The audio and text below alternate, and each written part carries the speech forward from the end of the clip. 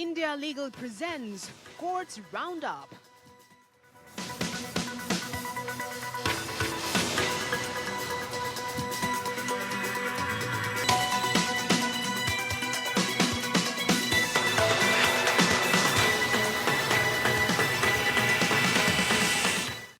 Doctor ortho Ayurvedic oil and capsule, अब दर्द भी घुटने टेकेगा। हाई कोर्ट के एक बेंच के अंतरिम आदेश के खिलाफ अपील अनुचित, सुप्रीम कोर्ट ने हाई कोर्ट के बेंचों को आदेशों का सम्मान करने को कहा। सुप्रीम कोर्ट ने West Bengal clinical establishment act पर दिया फैसला, कहा कमीशन मरीजों की देखभाल सेवा में कमी कर सकता है फैसला, कमीशन को मुआवजा देने का है अधिकार। दिल्ली हाई कोर्ट ने पूर्व सीआईएसएफ अधिकारी की प्रतिष्ठा की बहाल, 25 साल बाद अधिकारी को न्याय मिला, झूठे यौन उत्पीड़न आरोपों के कारण अधिकारी को किया गया था बर्खास्त। इलाहाबाद हाई कोर्ट ने यूपी डीजीपी द्वारा दिए गए मॉब लिंचिंग के आंकड़ों पर जताया संदेह, कहा आंकड़ा प्रथम दृश्यता गलत लगता है, पीड़ितों को मुआवजा देने के लिए स्कीम का प्रचार आवश्यक।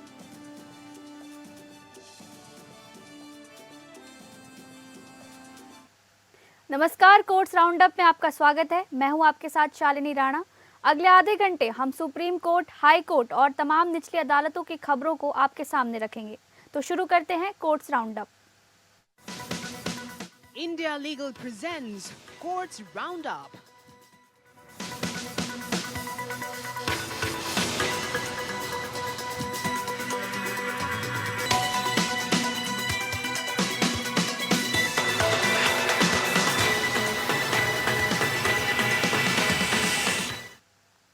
सुप्रीम कोर्ट ने हाल ही में एक महत्वपूर्ण फैसले में कहा है कि West Bengal clinical establishment act या WBCE एक्ट 2017 के तहत स्थापित कमीशन मरीजों की देखभाल सेवा में कमी पर फैसला करने और मुआवजा देने का हकदार है। कोर्ट ने कहा कि कमीशन की भूमिका मेडिकल लापरवाही की जांच करने तक सीमित नहीं है, बल्कि वह मरीजों की देखभाल सेवा में कमी के मामलों में भी फैसला कर सकता है। इस मामले में एक याचिकाकर्ता ने अपनी मां के इलाज में लापरवाही का आरोप लगाते हुए एक शिकायत दर्ज की थी। कमीशन ने पाया कि अस्पताल ने मरीज की देखभाल सेवा में कमी की थी और 2 डॉक्टरों को अयोग्य पाया था। कमीशन ने अस्पताल को मुआवजा देने का निर्देश दिया था। हाई कोर्ट के एक सिंगल जज ने कमीशन के निष्कर्षों को सही ठहराया था, लेकिन बाद में एक डिवीजन बेंच ने इसे पलट दिया था। सुप्रीम कोर्ट ने डिवीजन बेंच के फैसले को रद्द करते हुए कहा कि कमीशन का फैसला कानून के अनुसार है। कोर्ट ने कहा कि WBCE एक्ट की धारा 38 में स्पष्ट रूप से कहा गया है कि कमीशन का काम मरीजों की देखभाल सेवा में कमी के मामलों में फैसला करना है। कोर्ट ने यह भी कहा कि मेडिकल लापरवाही और मरीज की देखभाल सेवा में कमी अलग अलग मुद्दे हैं और कमीशन को इन मामलों में फैसला करने का अधिकार है। कोर्ट ने यह भी कहा कि WBCE एक्ट के तहत बताई गई सजाओं से ये स्पष्ट होता है कि विधायिका का इरादा मरीजों की पूरी तरह से सुरक्षा करना है। कोर्ट ने कहा कि हाई कोर्ट ने स्टेट मेडिकल काउंसिल को बहुत ज़्यादा छूट दी, जिससे कमीशन के काम करने के लिए लगभग कोई जगह नहीं बची। इस एक्ट के तहत मुआवजा देने की शक्ति किसी पेशेवर की ओर से मेडिकल लापरवाही की मौजूदगी या गैर मौजूदगी की जांच करने की स्टेट मेडिकल काउंसिल की शक्ति से अलग और विशिष्ट है।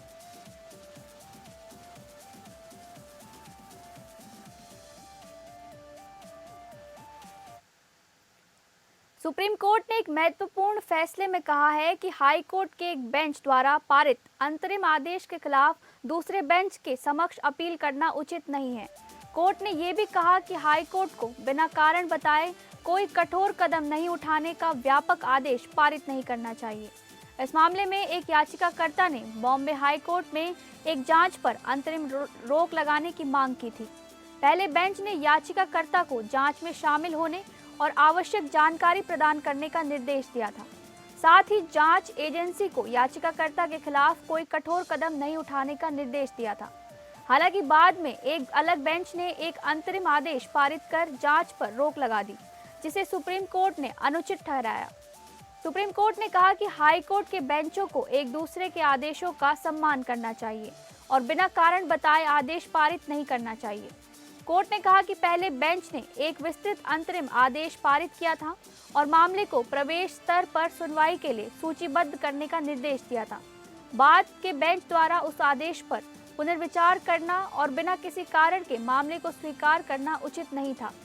कोर्ट ने याचिकाकर्ता को हाई कोर्ट में एक आवेदन दायर करने का निर्देश दिया ताकि वो अपने मामले को फिर से खोल सके। इस फैसले से स्पष्ट होता है कि न्यायपालिका एकता और संगति को बनाए रखने के लिए प्रतिबद्ध है और अदालतों को एक दूसरे के आदेशों का सम्मान करना चाहिए। सुप्रीम कोर्ट ने अपने फैसले में निहारिका इंफ्रास्ट्रक्चर प्राइवेट लिमिटेड बनाम महाराष्ट्र राज्य और अन्य मामले का उल्लेख किया, जिसमें कोर्ट ने व्यापक और अस्पष्ट आदेशों को पारित करने से बचने की आवश्यकता पर जोर दिया था। कोर्ट ने कहा कि ऐसे आदेशों से जांच एजेंसियों को अपने कामकाज में बाधा उत्पन्न हो सकती है और न्याय की प्रक्रिया प्रभावित हो सकती है।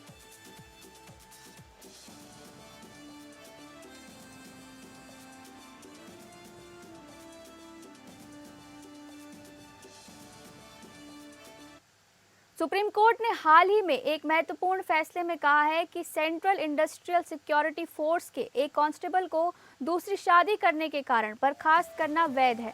कोर्ट ने कहा कि हाई कोर्ट ने अपने अधिकार क्षेत्र का उल्लंघन करते हुए बर्खास्तगी के आदेश को रद्द कर दिया था। इस मामले में एक कांस्टेबल ने अपनी पहली शादी के दौरान दूसरी शादी की थी, जो सीआईएसएफ नियमों का उल्लंघन था। कांस्टेबल की बर्खास्तगी के आदेश को हाई कोर्ट ने रद्द कर दिया था और कहा था कि बर्खास्तगी की सजा बहुत कड़ी है। सुप्रीम कोर्ट ने हाई कोर्ट के फैसले को रद्द करते हुए कहा कि हाई कोर्ट का ये कहना कि बर्खास्तगी की सजा बहुत कड़ी है अपने आप में एक गलत तर्क है। कोर्ट ने कहा कि सीआईएसएफ जैसे अनुशासित बलों में नियमों का उल्लंघन करने वालों के खिलाफ कड़ी कार्रवाई करना आवश्यक है। कोर्ट ने यह भी कहा कि ऐसे नियम जो दूसरी शादी पर रोक लगाते हैं वे नैतिकता की बजाय अनुशासन और सार्वजनिक विश्वास को बनाए रखने के लिए हैं। कोर्ट ने अपने फैसले में कहा कि जब तक नियम मनमाने या असंवैधानिक नहीं है, तब तक नियोक्ता को ऐसे नियम बनाने का अधिकार है। कोर्ट ने यह भी कहा कि विभागीय जांच में पारदर्शिता और निष्पक्षता बनाए रखना आवश्यक है। इस फैसले से स्पष्ट होता है कि अदालतें अनुशासनात्मक कार्रवाई में हस्तक्षेप करने से बचती हैं और नियोक्ता को अपने कर्मचारियों के खिलाफ कड़ी कार्रवाई करने का अधिकार देती हैं।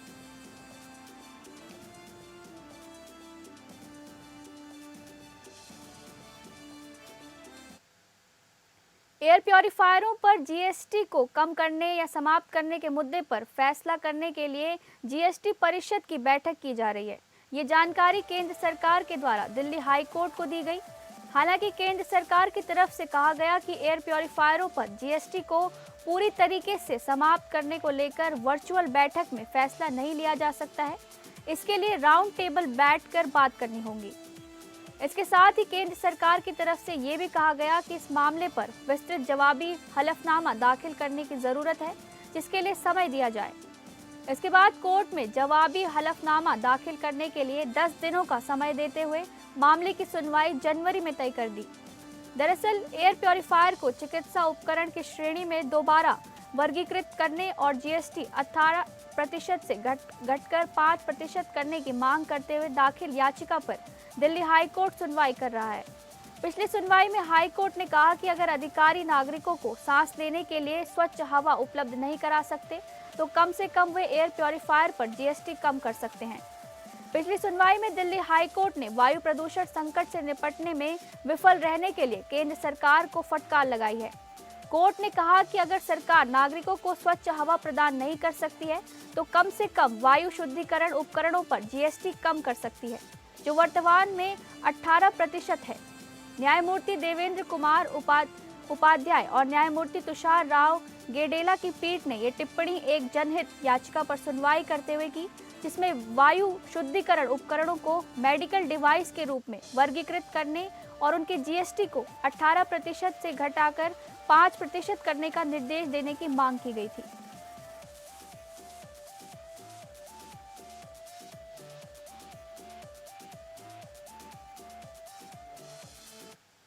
दिल्ली हाईकोर्ट ने सहायक प्रोफेसर की भर्ती के लिए केवल साक्षात्कार के आधार पर चयन की अनुमति देने वाले यूजीसी विनियमन को पढ़कर नीचे कर दिया है।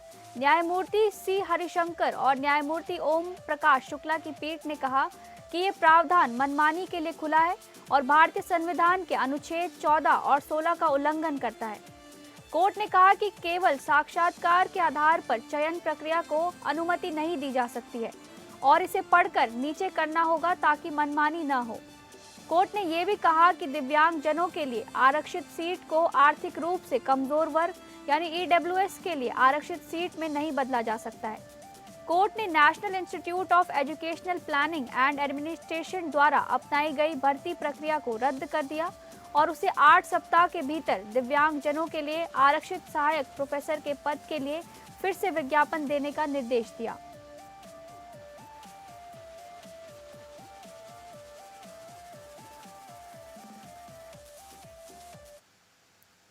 मद्रास हाईकोर्ट ने हाल ही में केंद्र सरकार से ऑस्ट्रेलिया की तरह एक कानून बनाने का आग्रह किया है जिसमें 16 वर्ष से कम उम्र के बच्चों को सोशल मीडिया प्लेटफॉर्म्स जैसे एक्स, फेसबुक, इंस्टाग्राम और टिकटॉक का उपयोग करने से प्रतिबंधित किया जा सके। न्यायमूर्ति जी जयचंद्रन और न्यायमूर्ति के रामकृष्णन की पीठ ने कहा कि जब तक केंद्र सरकार इस तरह का कानून पारित नहीं करती तब तक अधिकारियों को जागरूकता अभियान चलाना चाहिए और बच्चों को अश्लील सामग्री से बचाने के लिए कदम उठाने चाहिए। ऑस्ट्रेलिया में हाल ही में एक कानून लागू हुआ है जिसके तहत सोशल मीडिया कंपनियों को 16 वर्ष से कम उम्र के बच्चों को अपने प्लेटफॉर्म्स पर अकाउंट बनाने से रोकना होगा, अन्यथा उन्हें भारी जुर्माना देना होगा। मद्रास हाईकोर्ट ने ये सुझाव एक याचिका पर सुनवाई करते हुए दिया जिसमें इंटरनेट पर अश्लील सामग्री की आसान उपलब्धता का मुद्दा उठाया गया था। याचिका में इंटरनेट सेवा प्रदाताओं को पेरेंटल कंट्रोल या पेरेंटल विंडो सेवा प्रदान करने का निर्देश देने की मांग की गई थी। कोर्ट ने कहा कि बच्चों के अधिकारों की रक्षा के लिए आयोगों को और अधिक सक्रिय भूमिका निभानी चाहिए। कोर्ट ने यह भी कहा कि स्कूलों में बच्चों को जागरूक करने के लिए कुछ अभियान चलाए जाते हैं, लेकिन वे पर्याप्त नहीं हैं। कोर्ट ने कहा कि IASP और अश्लील सामग्री को रोकने के लिए कदम उठाने चाहिए और उपयोगकर्ताओं को भी जागरूक करना चाहिए। कोर्ट ने कहा कि बच्चों की सुरक्षा के लिए माता-पिता की जिम्मेदारी अधिक है और उन्हें अपने बच्चों की ऑनलाइन गतिविधियों पर नजर रखनी चाहिए। कोर्ट ने यह भी कहा कि अश्लील सामग्री को रोकने के लिए उपयोगकर्ता के स्तर पर नियंत्रण होना चाहिए और इसके लिए पेरेंटल कंट्रोल ऐप का उपयोग किया जा सकता है। अंत में कोर्ट ने याचिका का निपटारा करते हुए कहा कि बच्चों की सुरक्षा और अश्लील सामग्री को रोकने के लिए सभी हितधारकों को मिलकर काम करना होगा। कोर्ट ने केंद्र सरकार और अन्य हितधारकों को इस मुद्दे पर विचार करने और आवश्यक कदम उठाने का निर्देश दिया।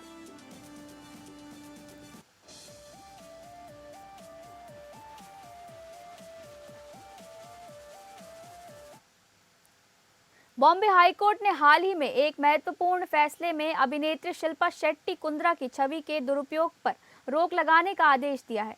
कोर्ट ने कहा कि किसी भी व्यक्ति की छवि का उपयोग उनकी अनुमति के बिना नहीं किया जा सकता है, खासकर जब इससे उनकी निजता और गरिमा को ठेस पहुंचती हो। शिल्पा शेट्टी ने अपनी याचिका में आरोप लगाया था कि उनकी छवि का उपयोग डीपफेक कंटेंट और अनधिकृत वाणिज्यिक समर्थन के लिए किया जा रहा है, जो उनकी निजता और व्यक्तित्व अधिकारों का उल्लंघन है। कोर्ट ने अपने आदेश में कहा कि शिल्पा शेट्टी एक प्रतिष्ठित अभिनेत्री हैं और उनकी छवि का दुरुपयोग उनकी प्रतिष्ठा को नुकसान पहुंचा सकता है। कोर्ट ने सोशल मीडिया प्लेटफॉर्म्स, AI से जुड़ी कंपनियों और अन्य प्रतिवादियों को शिल्पा शेट्टी की छवि के दुरुपयोग वाले कंटेंट को हटाने का निर्देश दिया।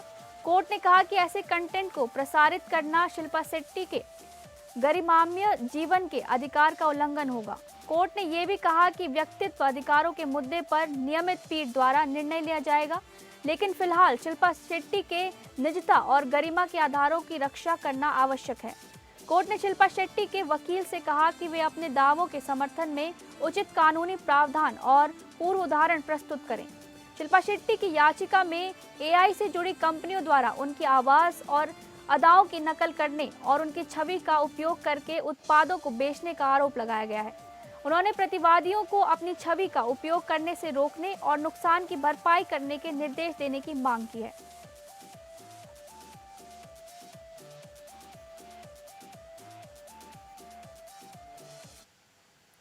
इलाहाबाद हाईकोर्ट ने उत्तर प्रदेश के पुलिस महानिदेशक द्वारा दिए गए आंकड़ों पर संदेह जताया है, जिसमें दावा किया गया था कि 2018 से अब तक राज्य में मॉब लिंचिंग के केवल 11 मामले सामने आए हैं।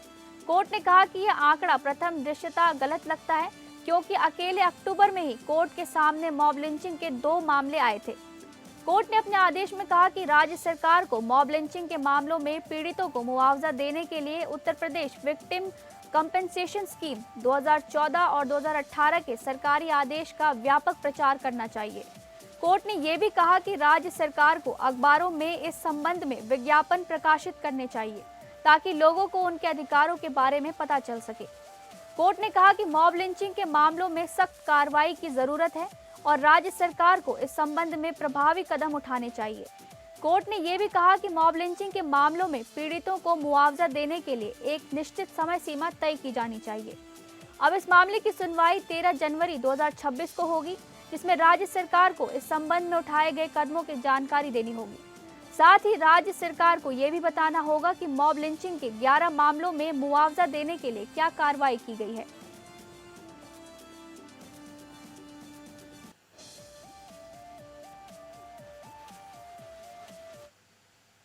फिलहाल कोर्ट राउंड अप में बस इतना ही। नमस्कार। India Legal presents Courts Roundup.